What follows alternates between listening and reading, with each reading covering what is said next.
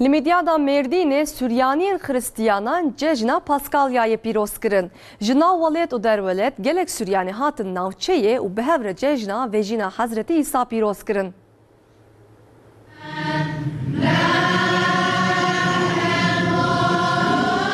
Suryaniyên Xristiyan ji bo cejna Paskalyayê ji 4 aliyên dinyayê hatin midyada Merdinê.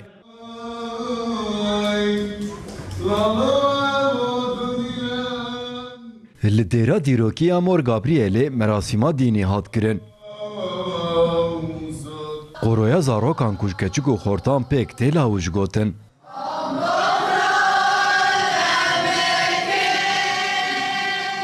Zarok li dêra dîrokê bi mûman geriyan û wê demê ji jinan kirin tîlîlî.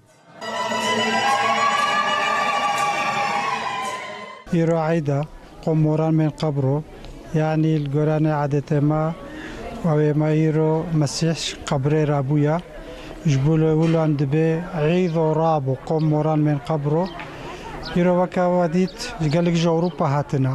Li derve jî ji bo giringiya cejna Paskalyayê hêkên boyaqkirî li mêvanan hatin belav kirin. Cejnekî pir mezin e pir kêfxweş bûn ji ber weke govedît cemaetê me hemû ji Ewropa jî gelek hatine bi me re heydê xwe kirin rojekî xweş e rojekî yê pîroz e em kêfxweş in. Kesên ku beşdarî merasîmê bûn hêk li hev xistin û cejna hevdû pîroz kirin. عيدا ما بيروز بين يا الدنيا حموي بيروز بعيدا هالكثير حمله شكل بينه جناتاخ ولي مديات سرچاوا ام تخوازن خير وبركه جبوي دنياي وجبوي دولة ما جبوي ملت ما تب ان شاء الله ام دعاتكن. Cejna Paskalyayê wek vejîna Hezretî İsa tê qebûl kirin û wê sê rojan dewam bike.